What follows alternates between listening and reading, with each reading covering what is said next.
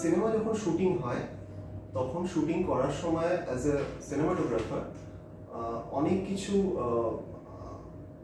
কি বলবো unwanted lighting conditions তৈরি হয় শুটিংয়ের সময়, বা লোকেশন যেরকম আমরা প্ল্যান করে যাওয়া হয়েছে সিনেমাটোগ্রাফির সময়, মানে before the shoot pre plan যেটা ছিল সেটা হয়তো পায় না। সেইখান থেকেই ফার্স্ট থট হয় যে মানে যদি আমরা পোস্ট প্রোডাকশনে গিয়ে এই জিনিসগুলো কারেক্ট করতে পারতাম, যদি পোস্ট প্রোডাকশনে এরকম একটা প্রসেস হতো যার মাধ্যমে আমরা ছবিটার যেই খুঁটিনাটিগুলো আমরা শুটিংয়ের সময় আমরা মানে মনে হয়েছে যে প্রবলেম্যাটিক, সেগুলোকে সলভ করা যায় আর ওই স্মুথ ব্যাপারটা আনা যায় ইমেজগুলোতে, যেগুলো দর্শকদের আরও ভালো লাগবে। সেই প্রসেসটাকে ডেভেলপ করতে করতে ফাইনালি অ্যানালগ প্রসেস শুরু হয়, যেখানে অ্যানালাইজারের মাধ্যমে কোনো সময় যদি লাল বেড়ে গিয়ে থাকে রেড চ্যানেলটাকে কমানো হলো, কোনো সময় গ্রিন বেড়ে গিয়ে থাকলে গ্রিন চ্যানেলটাকে কমানো হলো, বা ব্লু কম থাকলে সেটা বাড়ানো হলো। সেগুলো হচ্ছে অ্যানালাইজার প্রসেস, যেটা অ্যানালগ গ্রেডিং এর সময় হতো। তারপরে ইন দ্য আর্লি 90s আমাদের আস্তে আস্তে ডিজিটাইজেশন শুরু হয়, আর ডিজিটাইজেশনের সময় পুরোনো কিছু সফটওয়্যার যেগুলো ছিল, যেগুলো is very difficult to use right now, যেগুলো এখন আর ইউজও হয় না, সেগুলো দিয়ে ডিজিটালি গ্রেডিং প্রসেসটাও শুরু হয়, যেটাকে আমরা বলি ডিজিটাল ইন্টারমিডিয়েট। তারপরে আর অ্যাডভান্স স্টেজ হয় আসে হচ্ছে ইন্ডিয়াতে অ্যারাউন্ড 2010 বা 2007 বলা যায়, অনেক আর্গুয়েবল। তখন আর কি ডিজিটালি ফিল্ম নেগেটিভকে স্ক্যান করে গ্রেডিং প্রসেসের মাধ্যমে ডিজিটাল গ্রেডিং করে আবার এগেন পজিটিভে কনভার্ট করে সিনেমা হলে দেখানো শুরু হয়। ফাইনালি এখন যেটা হয় সেটা হচ্ছে the entire process is digital. The cinematography is also digitally, মানে সিনেমাটোগ্রাফি ইজ অলসো ডিজিটাল, মানে শর্ট ডিজিটালি, প্রসেসড ডিজিটালি, গ্রেডিংটাও ডিজিটালি হয়, কোনো অ্যানালগ বা অ্যানালাইজারের মাধ্যম কিছু হয় না, অ্যান্ড যেটা দেখানো হয় সেটাও ডিজিটাল প্রজেক্টরের মাধ্যমেই দেখানো হয়। সো এই পুরো প্রসেসটার মধ্যে colourist is a very important part, because he or she is doing the final table job. এইবার এই প্রসেসটা করার সময় দেখা যায় যে আরো বেশি ছবিটা এনহ্যান্স করা সম্ভব হচ্ছে, ছবির লুক ডিফাইন করা সম্ভব হচ্ছে, ছবির মধ্যে মুড তৈরি করা সম্ভব হচ্ছে। সাপোজ একটা থ্রিলার হলে একরকম মুড হতে পারে, একটা রোম্যান্টিক ফিল্ম হলে তার অন্যরকম মুড হতে পারে, হরারের আলাদা, অ্যাকশনের আলাদা, এরকম জনার ডিফাইন্ড লুকস তৈরি করা সম্ভব হচ্ছে। Obviously basic colour correction process, balancing of image, shot to shot balancing, কোনোটা লাইট কম কোনোটা লাইট বেশি, সবকটাকে সেম সিমিলার প্যারিটিতে এনে সেটা তো করাই হচ্ছে। তাছাড়াও এমন একটা লুক অ্যান্ড ফিল তৈরি করা হচ্ছে যার মাধ্যমে দর্শক ওই ছবিটার মধ্যে বা ওই সাবজেক্ট বা গল্পটার মধ্যে আরো বেশি ঢুকে যেতে পারছে আর কি। সো ইন দ্যাট কেস মানে ছবিটা আরো অন্যরকম আগের থেকে দেখতে হয় এখন ছবিগুলো, সবকটাই ছবি। সো এই প্রসেসটা যতদিন মানে শুরু হয়েছে ততদিন ধরেই কালারিস্ট একটা জায়গা পাচ্ছে, বাট সেটা ইন্ডাস্ট্রির মধ্যেই পাচ্ছে, বাকি সাধারণ দর্শক কালারিস্টই চেনে।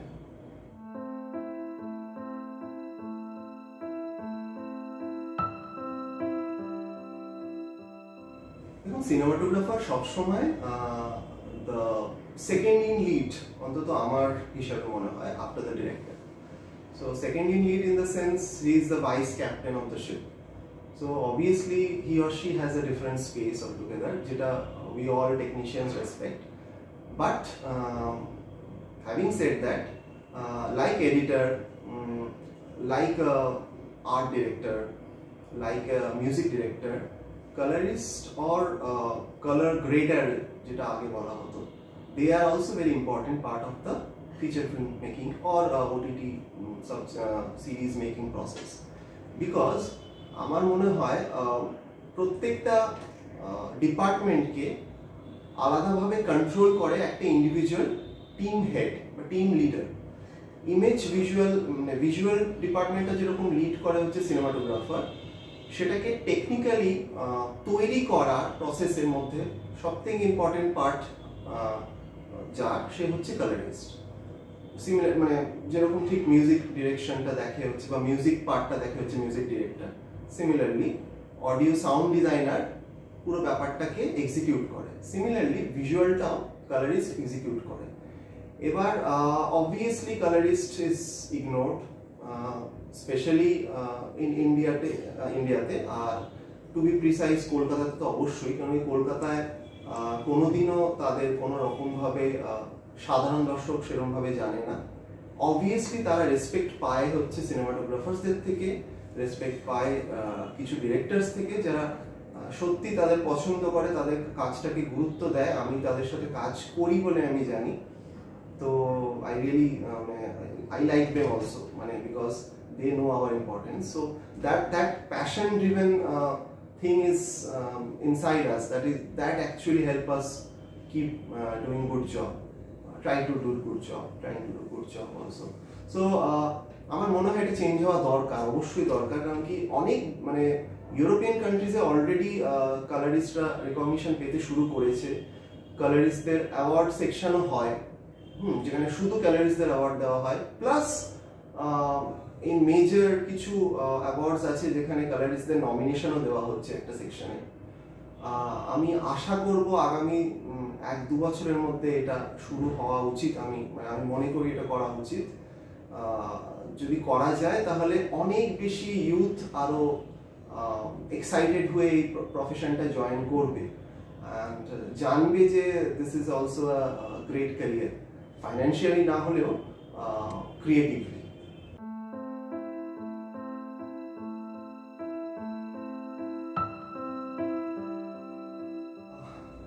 আমার এমনিতে তো অনেক প্রিয় ছবি আছে, অনেক পরিচালক বা চিত্র পরিচালকের সাথে ছবি করে আমি খুবই খুশি হয়েছি, আর সেই ছবিগুলো সত্যি খুব ভালো করেছে।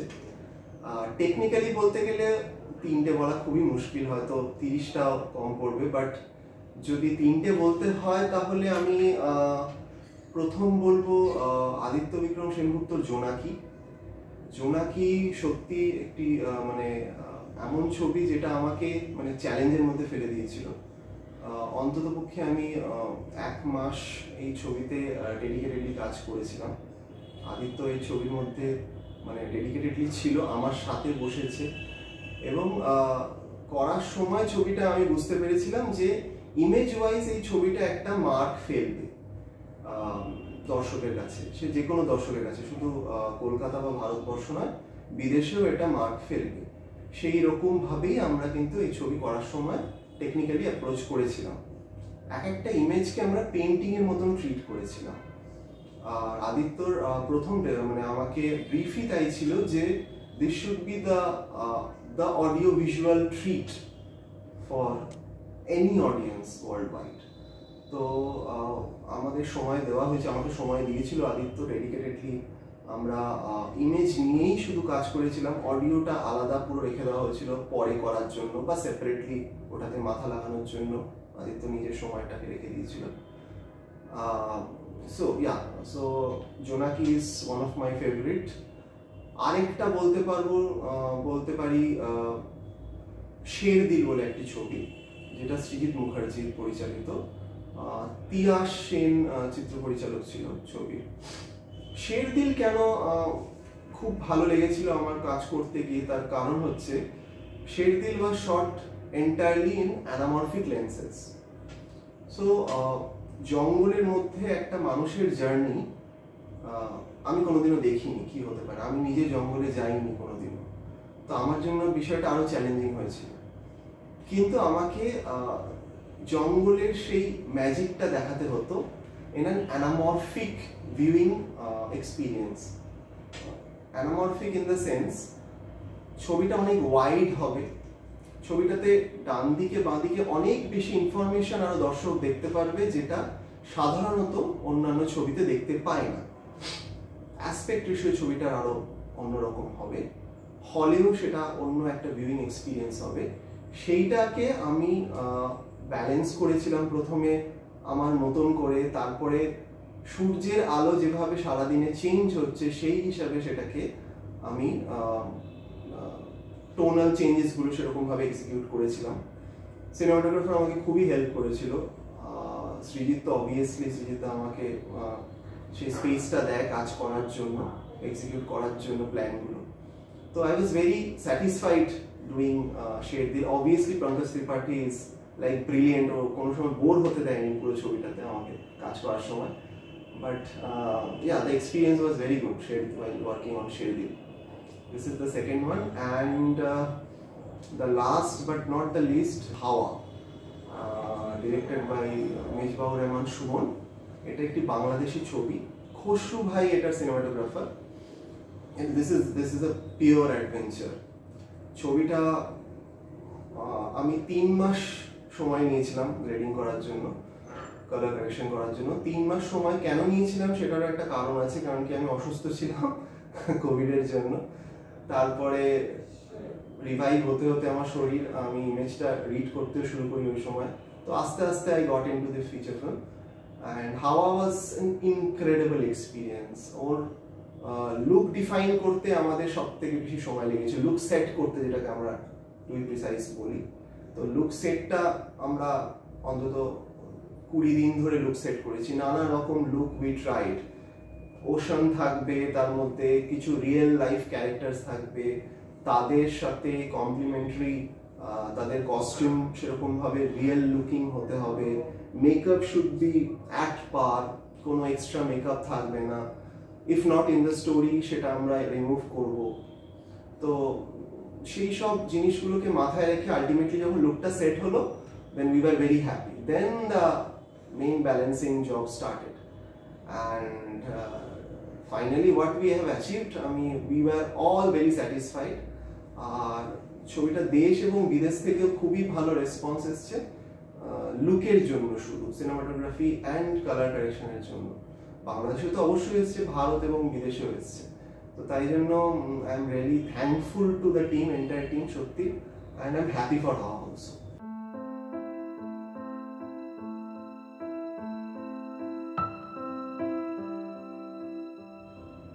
Colour correction and colour grading দুটো টার্ম ইউজ হয়, দুটোই ইমেজকে ম্যানিপুলেট করে নিজের মতন তৈরি করার জন্য একটা ব্যালেন্স অবশ্যই থাকে, মানে ব্যালেন্সিং জব অবশ্যই থাকে, সব থেকে ইম্পর্টেন্ট, যেটা আমি অ্যাজ এ কালারিস্ট মনে করি। তাছাড়াও প্রত্যেকটা ইমেজের metadata set up, that is also a very important job, because আজকের ডিজিটাল মার্কেটে বা ডিজিটাল ক্যামেরাগুলো নানা রকম ফরম্যাটে আসে আমাদের কাছে, নানা রকম এক্সটেনশনসে আসে। সেগুলোকে প্রথমত আমরা ব্যালেন্স করে তাদের মেটাডেটাগুলোকে ওয়ার্কেবল কন্ডিশনে নিয়ে আসি, যাতে প্রত্যেকটা শট যেন আমাদের হাতের কন্ট্রোলে থাকে। সো এছাড়া তো obviously look set, final colour, final CC, final look, এইসব তো অনেক কিছুই প্রসেস আরও আছে। তো colour correction and colour grading আমার হিসাবে আমি খুব একটা পার্থক্য আমি পাই না দুটো প্রসেসের মধ্যে। আমার মনে হয় যে দুটো প্রসেসই ঘুরিয়ে ফিরিয়ে একই দাঁড়ায়, যদি এক্সিকিউশন বা থট যদি আমাদের প্রথম থেকেই মানে অ্যাকিউরেট থাকে যে আমি এইটা প্ল্যান করেছি আর আমরা এইটা করব, তাহলে বোথ দ্য প্রসেস থেকেই আমরা এক্সিকিউট করি আর কি। তো আলাদাভাবে দুটোর পার্থক্য আমার কাছে কোনোদিনও ছিল না, সো আমি সেটা করতেও পারবো না। But the entire thing is, আমার হিসাবে মনে হয় যে colourist job, so that's the way I should say, মানে আমার মনে হয় সেটাই আমি বলতে পারি আর কি, যে it's a colourist job, we have to take care of the image, that's it.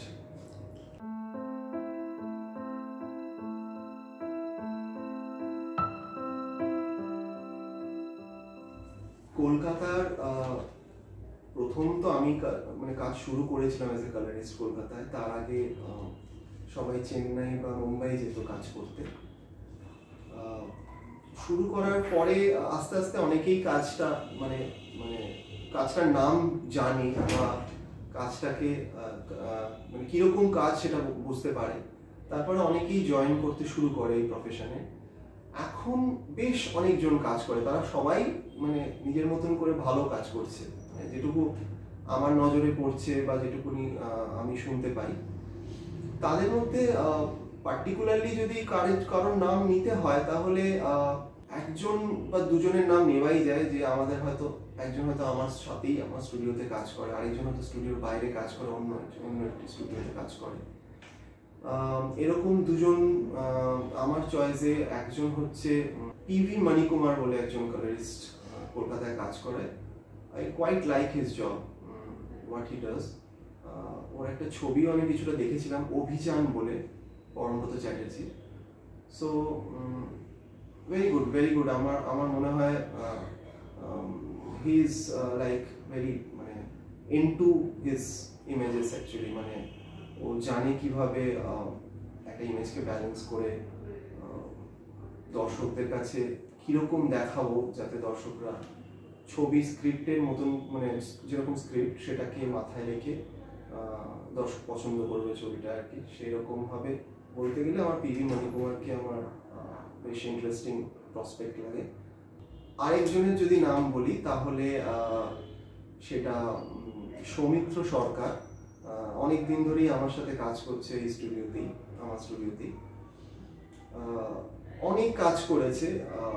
মায়া কুমারী বলে, পরিচালক অরিন্দম শীলের, আর সিনেমাটোগ্রাফি শুভঙ্কর ভর।